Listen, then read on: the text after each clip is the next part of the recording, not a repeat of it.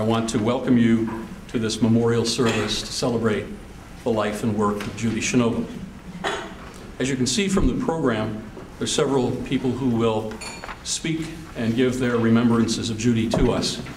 After that, I'm going to welcome to the podium anyone among the guests here who would like also to share their thoughts and remembrances of Judy. At the entrance to the room, by the poster of photos of Judy, there's a guest book. And I would encourage all of you who have not yet had the opportunity to do so, before the program is over, to enter your name and thoughts in the guest book, because at the end of the ceremony today, we're going to provide the guest book to Judy's family. Nearly 4 years ago, in August of 2008, Judy joined MyPAR, the Research Institute, as a senior research scientist, where she's conducted research in a wide variety of areas, but particularly in the areas of health, mental health, pharmaceuticals, obesity, and gambling. Judy also served as an adjunct associate professor in the Department of Public Policy. I will remember her, of course, for both of those roles. But more than anything else, I will remember her for her personality, her sunny disposition, and I don't get choked up by it, and because she was just so damn much fun to be around. She was also great to work with. I know this because I've worked on a couple of research projects with her, and I simply can't think of anybody else in my 40-plus years of being an academic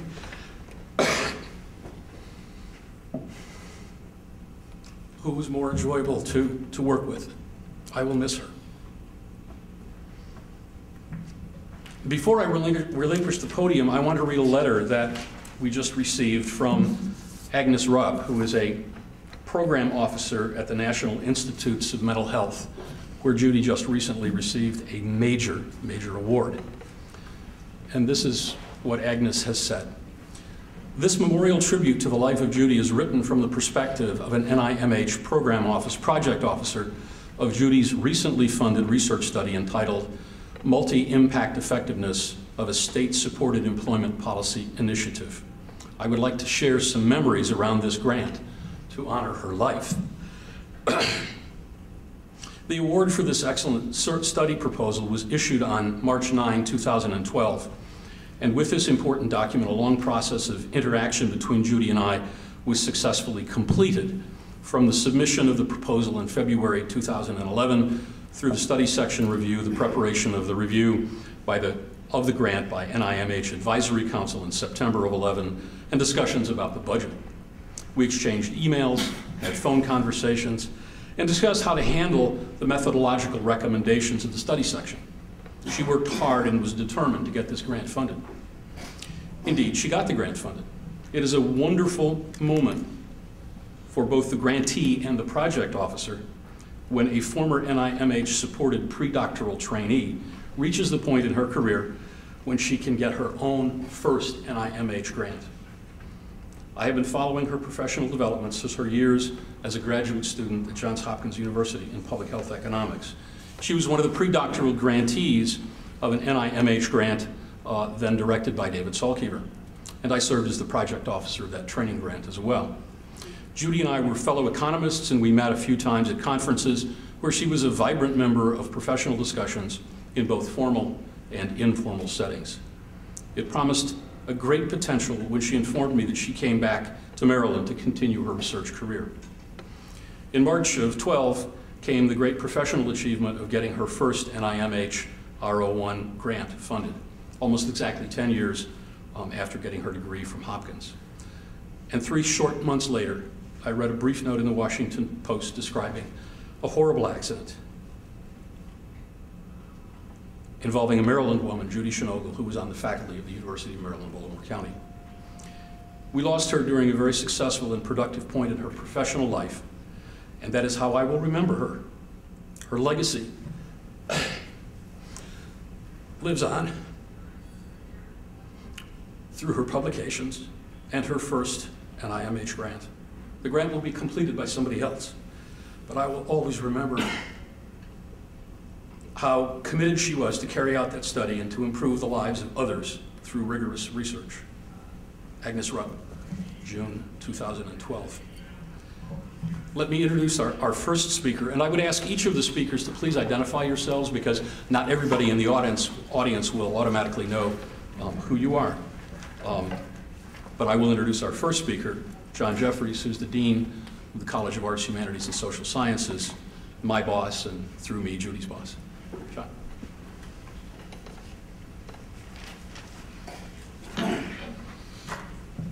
Good afternoon.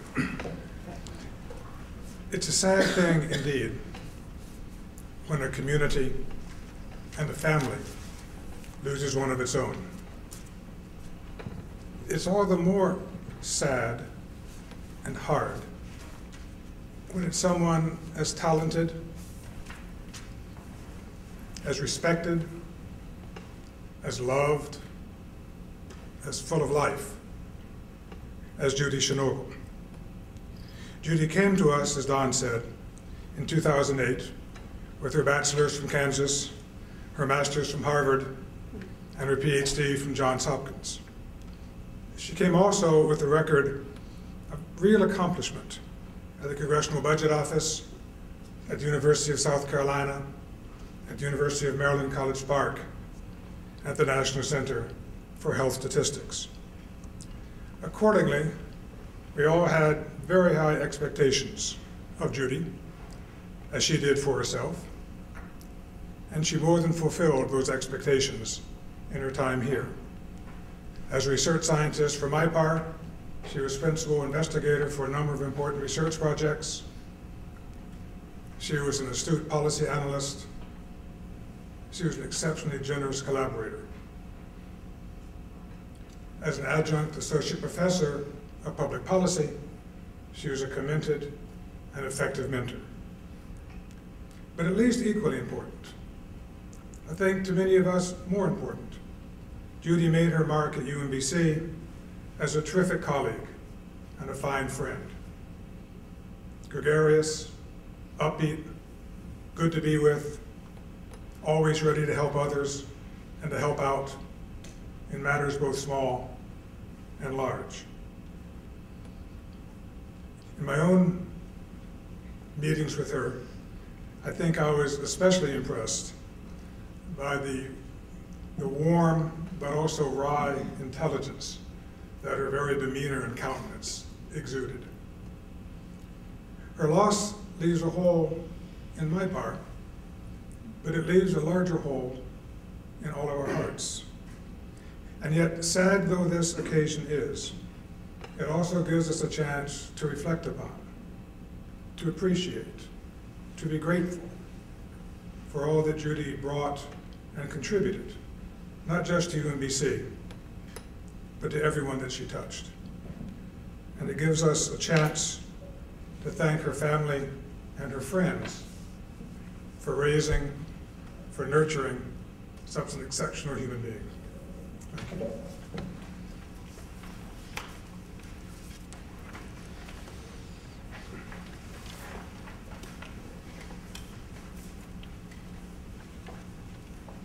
I'm David Salkever, and I'll explain my connection to Judy in a minute or two.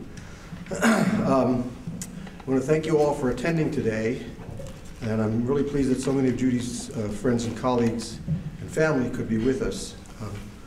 As many of you know, Judy brought a tremendous amount of energy to her many interests and pursuits. As a researcher, teacher, dog enthusiast, sports fan, foodie, friend, and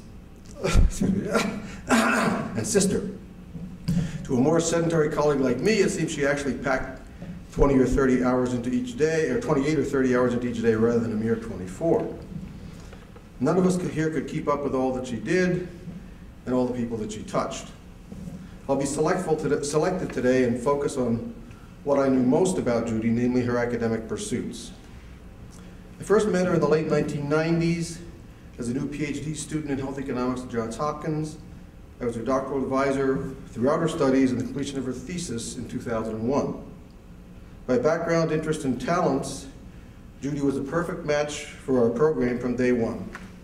Strong preparation for our master's program at Harvard, deep interest in policy, wedded by her 7 years' experience at the Congressional Budget Office, keen analytic and quantitative abilities, and her engaging and friendly spirit as a frequent contributor to our communal academic enterprise. As my graduate assistant, she worked with me for several years on a disability insurance research project involving contacts with and surveys with human resource officers at more than 300 companies. A disability insurer that insured these companies funded the project. Judy made major contributions to all phases of the project: construction of the survey instrument, data analysis, reports, contacting respondents and potential respondents. As you might expect, some of the respondents needed reassurance that we were not trying to sell them more disability insurance products or giving our funding sponsor the data so that they could then raise their company's premiums. Judy did a superb job in all aspects of the study, including providing reassurance. I'm sure this added substantially to our survey response rate, which is always a challenge in surveying busy employers. The data that Judy, that came from that research project produced the basis for Judy's thesis, completed in 2001, as well as 5 refereed publications for our research group. Her studies completed, Judy took on a faculty position at the University of South Carolina, where she was successful and productive, despite her recurring distress at being so far from her adopted hometown of Washington. After 4 years, the attraction of her DC home, coupled with inviting job opportunities, was too much, and she returned. First as a senior researcher at RTI, and then to a faculty position at University of Maryland College Park. Since UMBC is a relatively short commute from DC, when an opportunity opened up here at my par, Don Norris and I agreed that she was a perfect pick for the job. And we were right. In her 4 years here, she took the lead on numerous research projects, collaborated with me and other faculty on other projects. She also became a popular teacher in our public policy department, developed a popular and much needed course for our health policy track students, and made important contributions as a PhD thesis committee member for a number of our doctoral students. Over the past 2 years, Judy also took the lead as principal investigator in developing a major 3-year research project, a proposal that involves, besides herself, a team of other UMBC colleagues, and that's the proposal and project that Agnes Rupp was referring to. In the highly competitive NIH review process, the proposal got the highest score of any with which I had been associated excuse me, in my 40 years in research. It was approved, and we began work 3 months ago. Given her track record here, my own expectation was that Judy was well on her way to a long and distinguished career as a professor, educator, and researcher in health policy, preferably here at UMBC. Throughout her post-Hopkins years, Judy's circle of academic collaborators at other universities grew as well. Her skills and personality made her a great team player, both as a leader and a follower. Active collaborations with friends at other research centers led to important publications and conference papers. Leading health economists and health policy researchers from universities across the country have written to us here at UMBC to express their profound sense, their sense of loss, both for her contributions to the field and for her friend, for her as a friend and supportive colleague. For Judy's co-workers here at UMBC, our loss is also felt on a personal level. In my own routine here, my first stop on my walk from the parking lot to my office was always to see if Judy happened to be in her office. If she was there, I would knock and open the door, fend off Ziggy, one of her German short-haired pointers, if he was there, to keep him from slobbering, keep him from slobbering on my glasses, and then sit down for a short chat. These chats sometimes included world items about research or teaching, but always included an exchange of views on more important topics, such as the relative merits of Reese's dark chocolate peanut butter cups versus Justin's organic dark chocolate peanut butter cups, insights on local restaurants, the spectacular rise of the Washington Nationals, the prospects for an I-95 World Series between the Orioles and the Nats, My apologies to Marv Mandel and Linda Brown and other Yankees fans who are willing to admit it. And helpful suggestions on keeping our elderly dogs as full of energy as Judy herself. Those brief chats lightened up my office agenda for the day, and following Judy's death, the fourth floor of our building, which houses my part in our department, became and still is a palpably darker place to me. Reflecting on my own experience, and the many expressions of other academic colleagues here at UMBC and around the country, and this I think is borne out by previous comments today, it occurs to me that the distinction between Judy's colleagues and friends is actually artificial. Excuse me. All of us felt that Judy was indeed a friend. Perhaps in the sometimes hyper-competitive world of academia, that is the rarest of Judy's many qualities that we shall treasure in our memories. Thank you.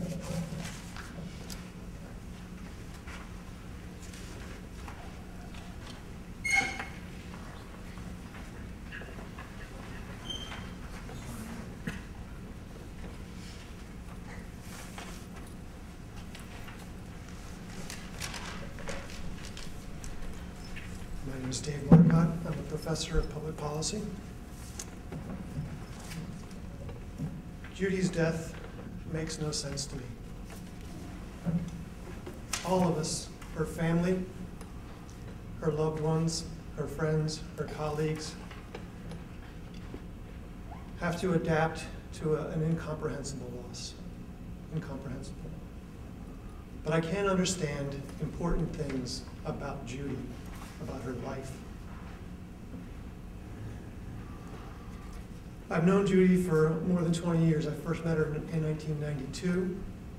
I've known her in different settings. And in all of those settings, there are a constant set of qualities about Judy that always I admired and enjoyed being around. I'd first met Judy at the Congressional Budget Office in 1992. I was an intern, a graduate student, working there. Judy was an analyst, and she was the most welcoming person in the office, the person that everyone wanted to talk to, only person besides my direct supervisor who would talk to me, a lowly intern. I then met Judy again later, several years later. After we'd both gotten our PhDs, I would run into her at conferences. I was in Illinois and she was in South Carolina, but we would see each other regularly at conferences. And then I met Judy again when UMBC had the good sense to hire her. And I've worked with her for the last 4 or 5 years here at my part in public policy. In all of those settings, Judy was always accepting and engaging. Judy was open to everyone. I've never heard her say a bad word about anybody. The second thing that she demonstrated in all of those settings was joy. Judy just liked life. She liked her research. She liked people. She liked dogs. She liked terrible baseball teams. She liked a lot of things. She was fun to be around all the time. She was never down, at least not in a way that she shared with me. Another attribute is that she had, just like in her personal life, her eyes and ears open all the time in her professional life. She was really insightful, knew what was going on in public policy. When I was at CBO, she was the one who helped me understand the context of the work we were doing. She always had a good feel for what was going on in health economics. And she always had good ideas about how to solve problems. She was insightful, she was creative. So these things are the constants that are Judy. These things are Judy and Judy's life. That's what makes sense to me. This is her life, it's a part of my life, and it's a part of your life. That's what abides for me.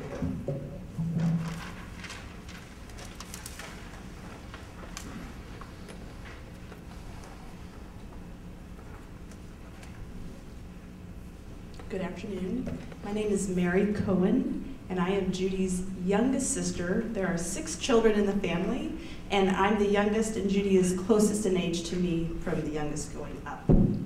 And before I start on my remarks, just to let you know that Sunday's Washington Post has her obituary, and today they did a news obituary that's in the paper. You can see that online if you wish. Thank you for honoring Judy today and being here to celebrate her life and her accomplishments. Our mom sends her gratitude for all the kindness you've expressed through the letters that she's received. And I'm also very grateful for Judy. She was a role model for me, and her choices in life paved at least 3 of my life directions: fitness, profession, and fun. When I was in 3rd grade, I wanted to take piano lessons because Judy was taking piano lessons. And now I'm a music education professor at the University of Iowa. We did gymnastics growing up together in the red room of our house. And when Judy began teaching group fitness classes as an adult, I decided I wanted to do that too. And now I teach yoga weekly in Iowa. And we played a lot together growing up, which really developed our sense of both creativity and competition. On our drive here from DC, when I was talking to my other sister Jane about our card games, I was first thinking like half the card games we played were kind of friendly ones, but then when I started looking at the games we played, more of them were competitive. I mean, we did Crazy 8, which could be pretty friendly game, but we also played War and Nerds and Spoons and Slapjack. Very dangerous game with your family. We also played a variety of board games. We played charades. We would make pancakes in the morning, shaped in different shapes. And we decorated cupcakes for birthdays and dressed up in costumes for Halloween. One year, my mom always made our costumes. One year I dressed up as Woodstock and Judy was Snoopy. And when we went through the neighborhood, one woman goes, "Oh, how cute, a ghost and his brother." Judy always carried a sense of play and fun throughout her life. When she completed her PhD, again, she influenced me, and I finished mine in 2007, and she was a very good mentor for me through that process of finishing. And through that process of finishing my PhD and working on research and developing research skills, I quickly learned about the importance of a clear purpose. As you probably are all aware, when you're working on a research project, you must have a very clear purpose. We work hard to revise it, rework it, rewrite it in our purpose statements. And when I direct a choir of half prisoners, half community members, and before beginning that big project, I spent a lot of time thinking about the purpose. Why was I doing this? I advise my students to consider their purposes for their research projects. But when Judy died, however, my understanding of the concept of purpose was shattered. After the death of a loved one, it's really hard to understand what is purpose of life, what is purpose of death. But I did find some solace in a book I recently read called Dying to Be Me. It's by Anita Moorjani, just came out this year, Dying to Be Me. The book is an autobiography of this amazing woman who was an East Indian culture, born in Singapore, grew up in Hong Kong, and she had stage 4 cancer, and during that time she had a 30-day coma and had a near-death experience, which changed her personal perspective. Rather than working to please others, which she had done that pretty much through her whole life. She suggests that, quote, we quote, express ourselves fearlessly in the world, unquote, which we all know Judy was wonderful at doing. But from that perspective of expressing who you really are, purpose naturally unfolds. And presently I am working to embrace this idea in this book, Dying to Be Me. And I'm moving toward integrating Judy's quest for knowledge, her spirit of joy, her resiliency for success. And later this session, we'll be, I think, listening to a song one of my graduate students wrote, and I'll explore that a little bit more and give you an introduction then, because we're not listening to it now, right? So again, gratitude to all of you, and a big thank you to Judith Shinogle.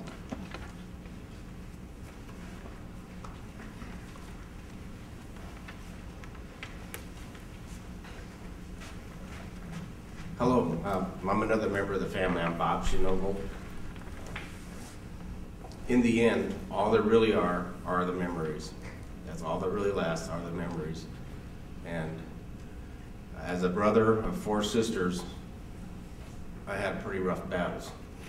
I had to do a lot of training and working with them. Judy came along. She was younger, gargantuous, wanting to do stuff, wanting to try stuff. I was always looking for somebody to throw the football at, the baseball, go hunting, fishing. Judy was the one that would come along and do the fun things with me. In fact, she even decided she'd go hunting with my dad and myself. So we were gonna go pheasant hunting. Well, she needed to have a shotgun. Well, she got a shotgun. And after the first time pheasant hunting, she decided she didn't need the shotgun. She liked watching and playing with the dogs. Shortly after that, she got a German short hair, went to 4-H classes, trained the German short hair, and that was truly the best hunting dog we ever had. You didn't even have to have a gun. You could point and it would go get a pheasant. It was an amazing dog.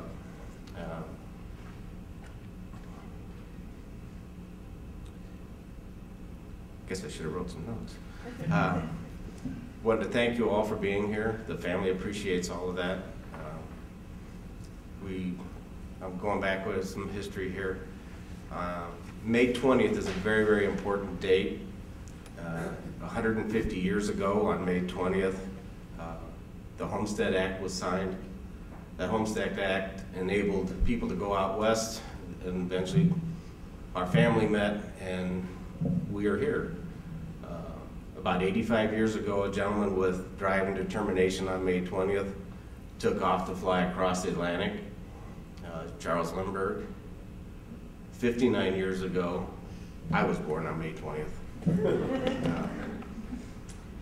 About a month or so ago, on May 20th, there's a rare eclipse of the moon. And also about a month ago on May 20th, Judy and Bruni went to run in paradise. With this, I'd like people to think, I think it'd be special if everyone would realize and act like every day is their last day of their life. Not like it's a day to get to the bars before and stay there all day, but a day to see people, talk to people, call up friends you haven't talked to. If you've got a squabble with somebody, cure it. Just take the time, because it may be yours or their last day.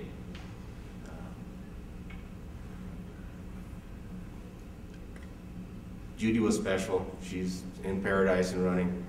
And I'm anxious to hear all the memories, because in the end, all that really is left are the memories. Thank you.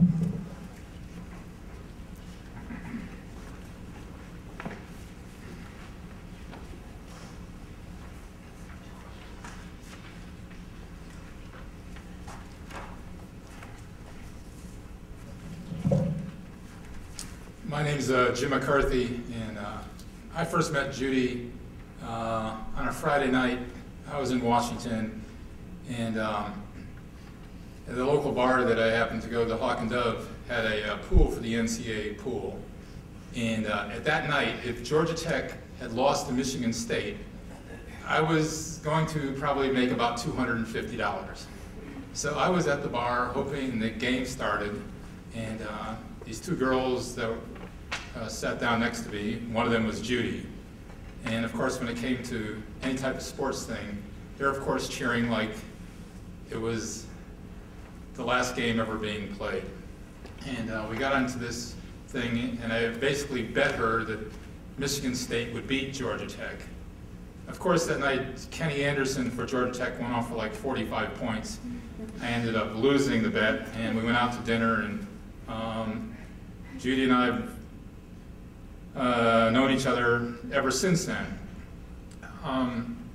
So I have some thoughts, and one of them is that today we're thinking how sad it is that a woman of such capability and kindness and intelligence has been spirited away at the age of 49, because before she had achieved all the things that she was capable of, before she had had enough fun. What I would like to try to talk about today is what was evident to people was Judy's bright personality. But what fueled that whole thing was she had a real drive and determination and perseverance that really was, because for Judy it was more important than anything else to live her life on her own terms. How she came to that is what fueled the rest of the things that she did. And how that started was, and I want to read from you from this child's book. I know it's going to sound a little strange. But once upon a time, there was a funny dog named Crispin's Crispian. He was named Crispin's Crispian because he belonged to himself. It was by author Margaret Wise Brown. Judy, when she was a little girl, that was her favorite book. She brought that book all over with her. She told me that story. Why that's important was because when Judy first came to Washington, she had been a pharmacy grad from the University of Kansas, and the American Pharmaceutical Association was interested in having Judy work there.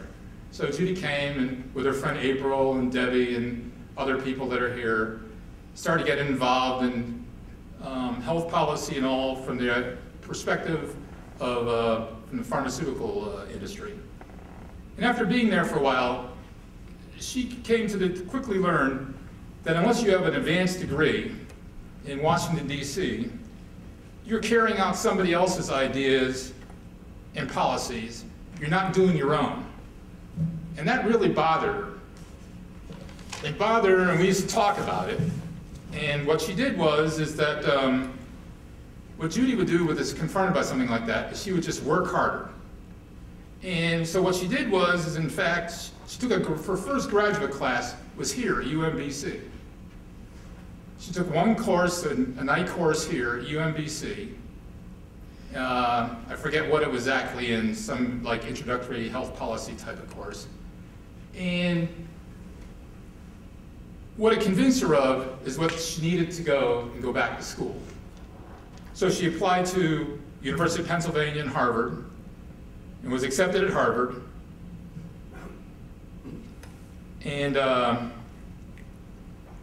first when she got to Harvard, she was very outgoing. The way she was. And Harvard was very kind of cold and New Englandish. So they're not into smiling and, talking about the gnats or whatever else type of thing was. But she had two professors, Dr. Joe Newhouse and Dr. Shao, really saw something in Judy and gave her jobs there, working while she was there, and encouraged her to persevere, and Judy started doing that. And after her first year at Harvard, there was an opening at the Congressional Budget Office, and that's when she applied so she could come back in Washington and we could be together for the summers. Luckily, out of like the 600 people, 2 people were chosen for that job. One was Judy and this other woman who I don't remember. She basically did a lot of stuff doing scoring changes in pharmaceutical coverage that the government was trying to do, either Medicare or one of the other type of things. She was the only part-time person that the Congressional Budget Office ever had. She kept working there because they needed somebody to do the things that she could do. And there was really nobody else to replace her, so whatever her schedule became, that's just what it was. After Harvard, there was, of course, Johns Hopkins. And at Hopkins, of course, there was Marissa and Pinka. And Dr. Salkeeper. And for her, it was just being able to transition to a place where she was challenged academically, and at the same time, people of high academic standards. She always prided herself of being a geek. she always liked to look at and read all the equations. She always went into the back at those sections where there's just like the appendix and stuff and go through all those things. For her, it was important.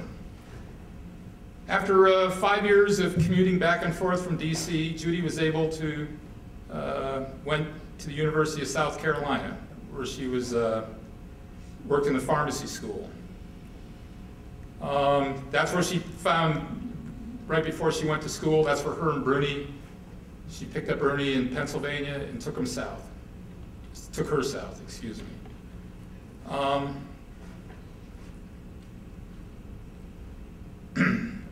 From there, she came back to RTI, as Dr. Salkaver said, and then the University of Maryland. Her first day at the University of Maryland, she pulled into a parking spot outside of the building. And right as she's getting ready to get her stuff out of the car, this guy comes running up to her and yelling at her and telling her she's in the wrong parking space, that you can't park in that parking space. There's no sign on it or anything else.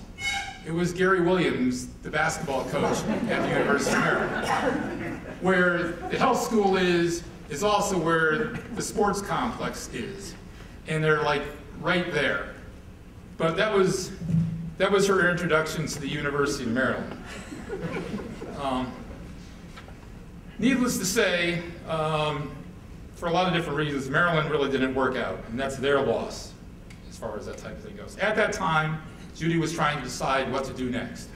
And she looked at a number of different opportunities. One was Purdue, another one was the University of New Hampshire.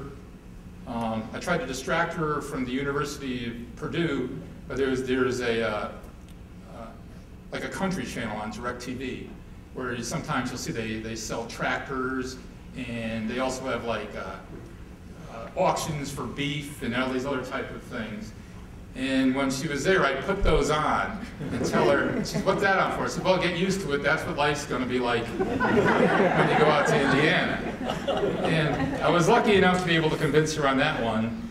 The University of New Hampshire was kind of easy. She was never fond of the cold, and at Harvard, she learned waiting for the bus in the middle of the wintertime to take her to school that she could get by in that one. But I was still very concerned, because in the middle of probably the worst economic recession that this country has seen since the 29 crash, what does Judy do? She comes here on a soft money job, which makes absolutely no sense to anybody except to her. Because why? Because she wanted it on her own terms. I even tried to convince her to go, the Congressional Research Service had an opening. It was only like half a mile from where she lived. She could walk her dogs and basically back and home to work. It was for a lot more money. The problem is that Judy wasn't in control, because your Congressional Research Service, members of Congress and everybody ask you for information. But you're just giving them what they're asking. Your ideas aren't what's important. So that's why she came here.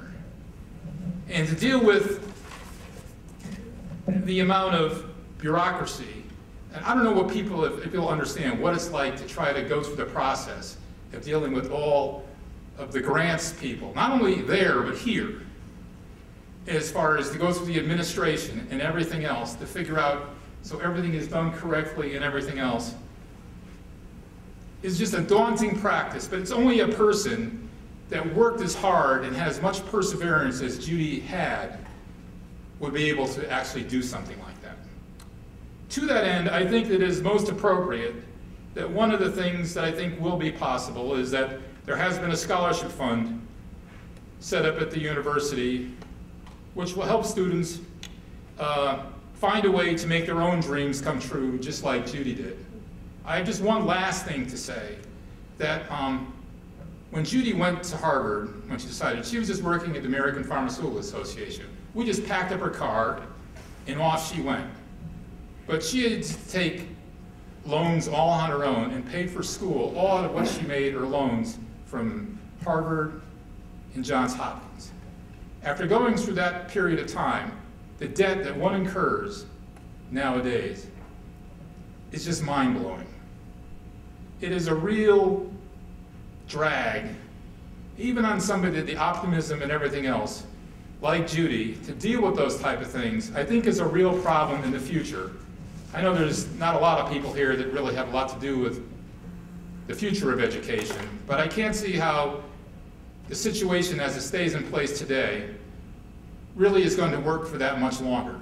It just can't. It just needs to change. Judy was able to deal with it, but it was always something that she had to deal with, and it colored in so many decisions as far as jobs and things that she liked to be able to do. Luckily, she did come here and was successful. And I think that's what we have to remember about her most. Thank you.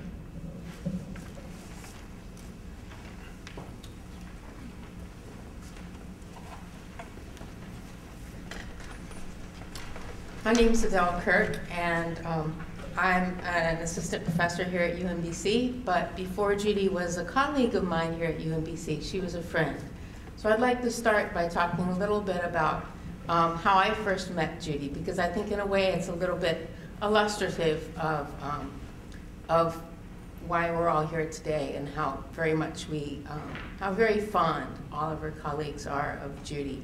I met Judy when she was a discussant on a paper of mine at a professional conference. And I was a little bit concerned about this. This was my dissertation work, and I was a little bit anxious. And so I'd actually, when I heard that Judy was going to be the discussant, I emailed my advisor, because my advisor was active in mental health policy. So I figured she would know who Judy was. And Susan wrote back and said, "Oh, not to worry, you'll love Judy. Judy's really smart, but Judy's also the person that organizes everybody to go out for drinks at conferences." So that was the first thing I heard about Judy. And of course, if you know her, especially if you've gone to a conference with her, you know how true that is. So I first meet Judy face to face about 5 minutes before our conference session was to begin. And so we sort of met off in a corner, and we started talking, and it took about 15 seconds to realize that we had this common passion for dogs. And as it happened, I was a week away from getting the puppy who is now notoriously known around campus as Dexter. And somehow Judy sort of extracted that information from me within 2 minutes or so. And so basically, as this conference session was about to begin, they sort of had to herd us to our places, because we were like, but thinking about that, that's so typical of Judy in a way, that she was able to connect to a stranger so quickly and on such a warm and personal level. And I subsequently realized that was classic Judy. Our lives continued to sort of intertwine in a lot of different ways as we both moved back to Washington later that summer, or she was in Washington. I was at NCHS while she was teaching at College Park, and we were both going through some difficult times, as Jim alluded to, and so we would meet every now and then at the Olive Garden, which at the time was, believe it or not, about the best place to eat in Hyattsville.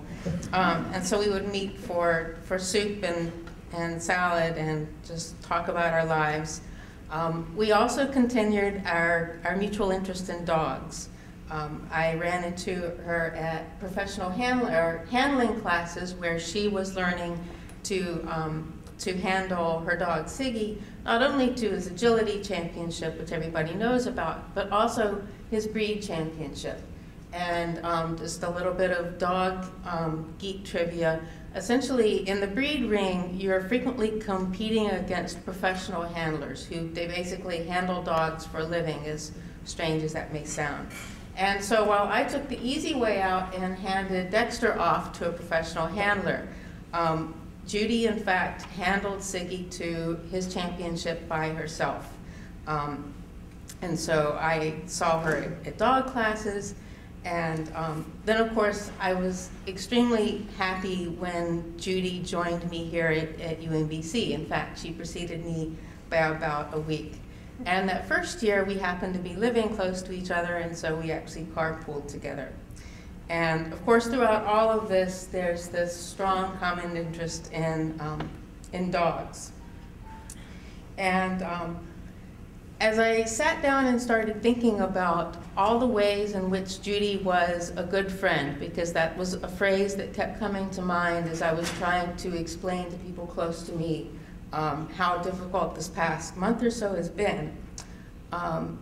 At first it sounded like sort of a throwaway term, but as I started making this list of all the things that Judy had done for me in the time that I've known her, I realized just how good a friend she was. But I've also come to realize that Judy was somewhat special in that while I feel like she did a whole lot for me, I think that there are a lot of people who can also say the same thing. And as David alluded to, Judy had this ability to sort of wring more out of a day than just about anybody else I know. And I'd like to talk a little bit more about what I think made Judy special. And I'm going to have to talk a little bit more about the dog world to talk about this.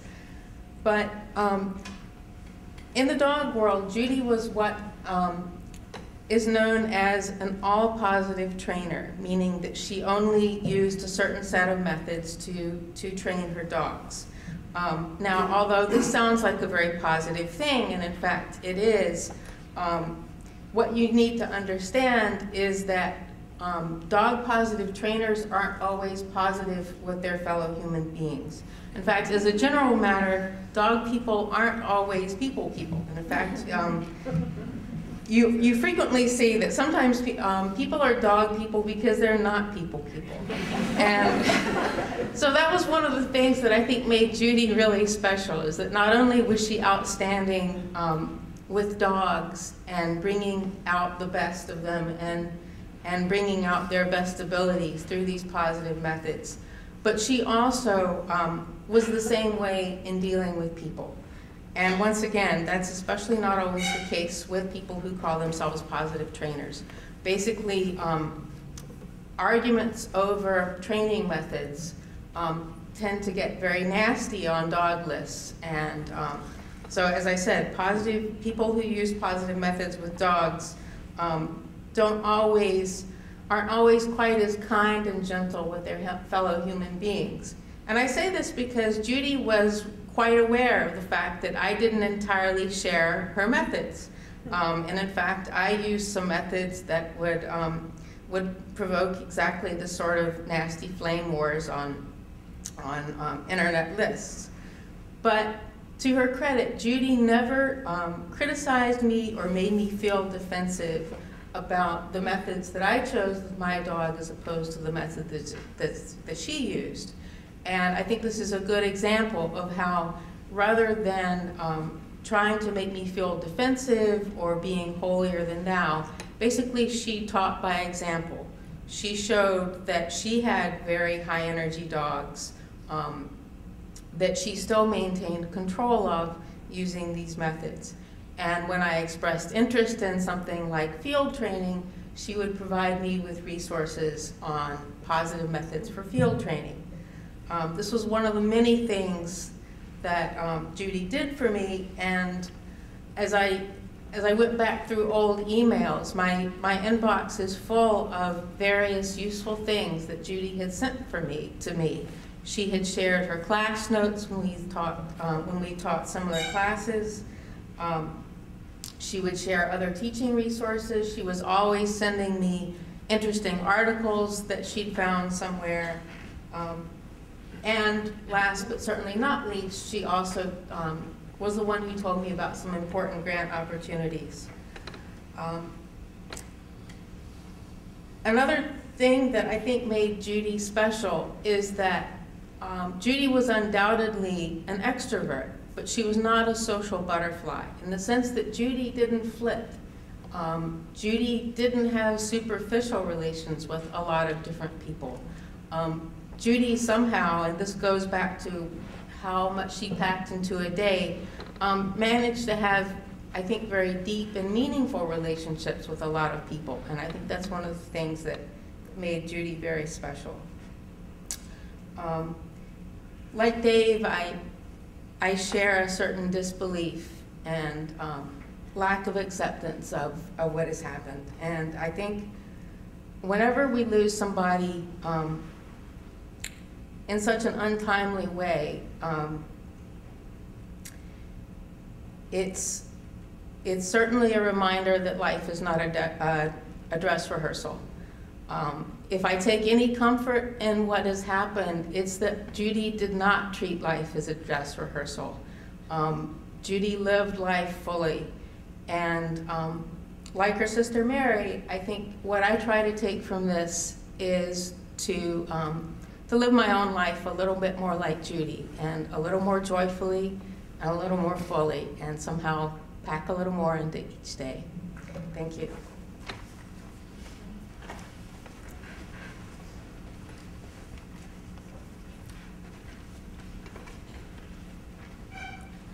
I'm Nika Chatterjee.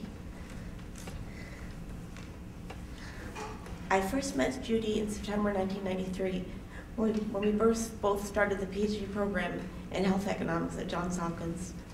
She was one of the very first people I met at Hopkins. We took all of our classes together, and she was my closest friend for our years as graduate students.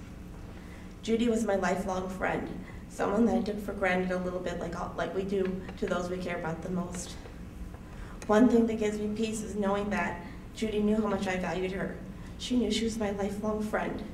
No matter how frequently or infrequently we saw each other, she trusted me, I trusted her, and we always had that faith in each other.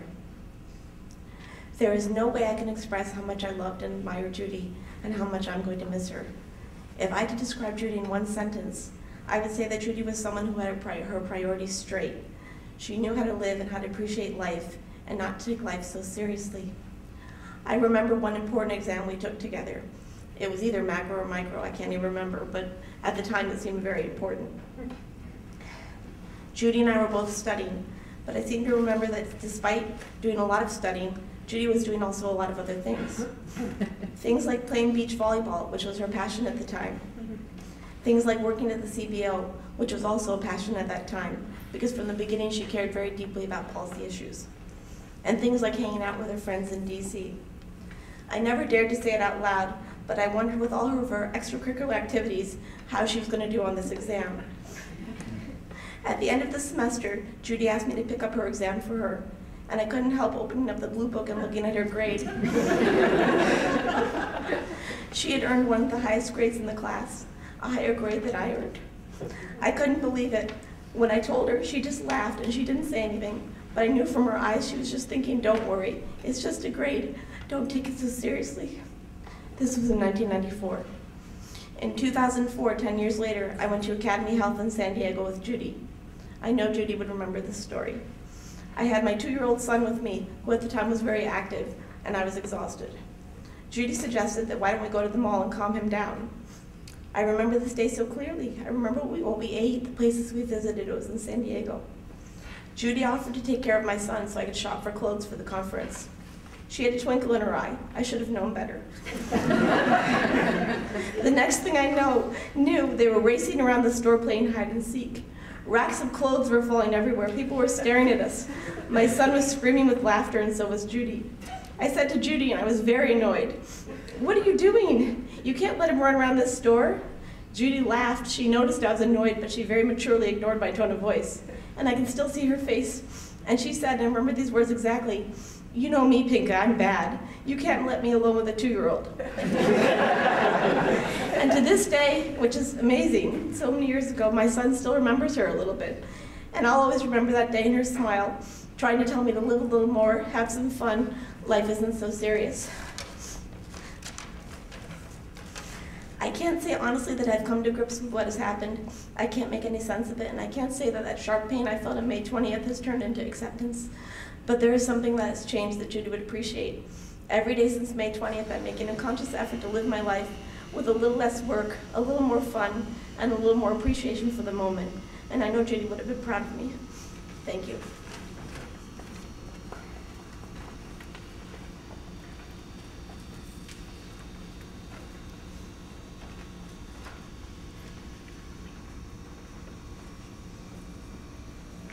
I'm Linda Brown, and I've been a colleague of Judy's for 4 years in my part.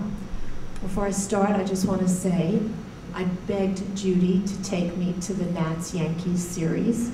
She said it was bad enough she had to take Jim because he's a Yankee fan, and she was not going to let one more Yankee fan come in on her ticket. I speak for the entire MyPAR and public policy staff when I say that for the last 4 years, we have absolutely loved being with Judy every day, all day, every day.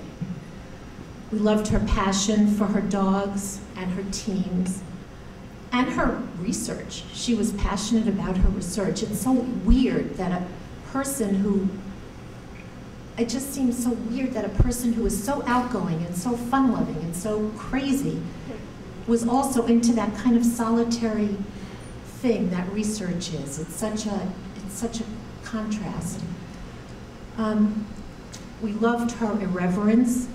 We loved her humor, her kindness, mixed in with just the right amount of kookiness and zaniness. I use those in the best sense of the words.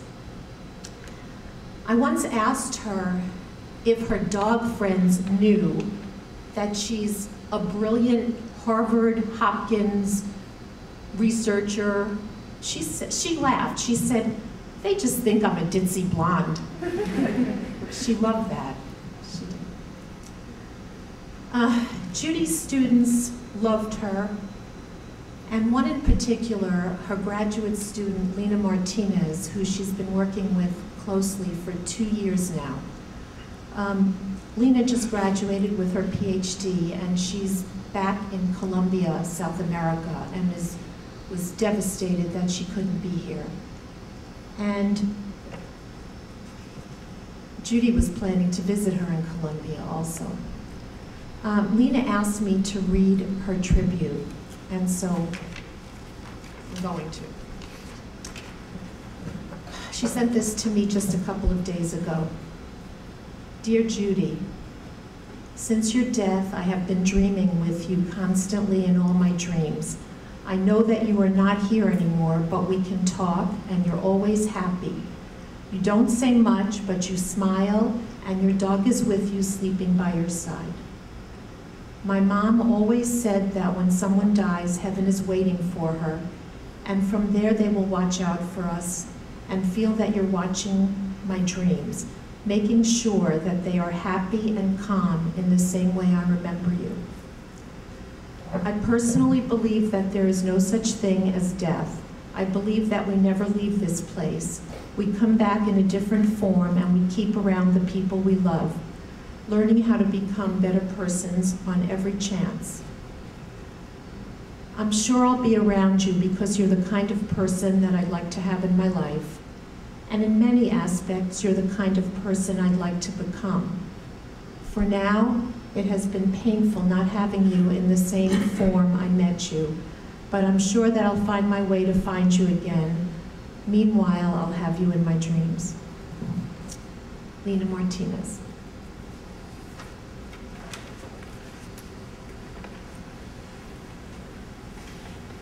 I'd like to take this opportunity to invite anyone who would like to come up and share their thoughts and memories of Judy to do so. I just ask you to hold your comments to about 3 minutes.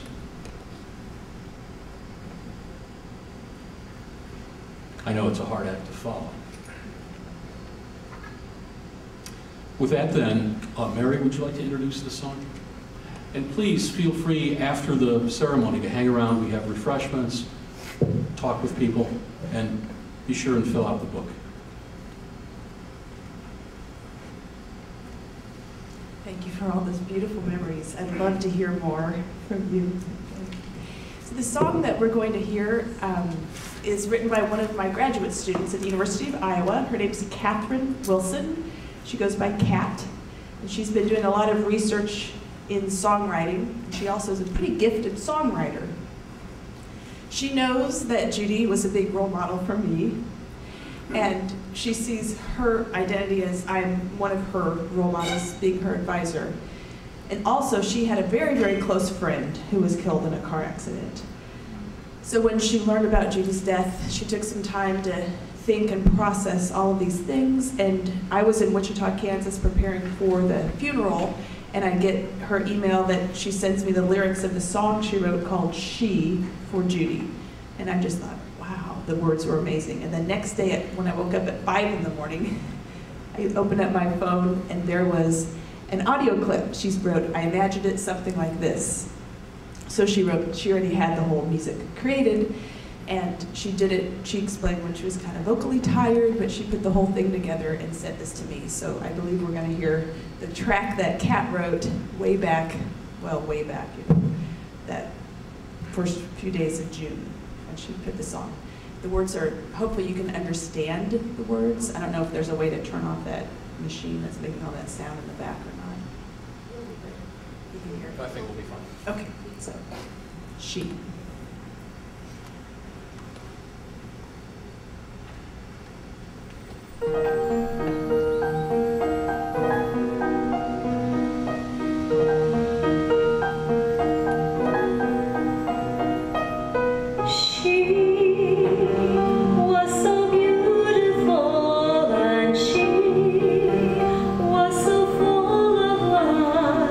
She was an inspiration.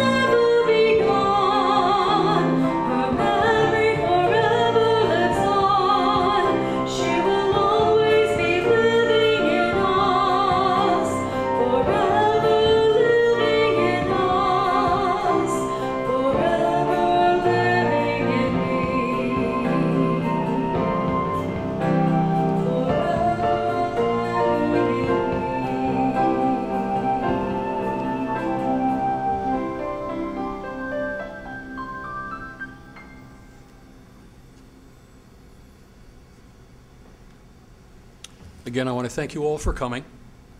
Please stay around and share with the family in particular, with yourselves, and always remember that life is precious, very, very precious. Thank you.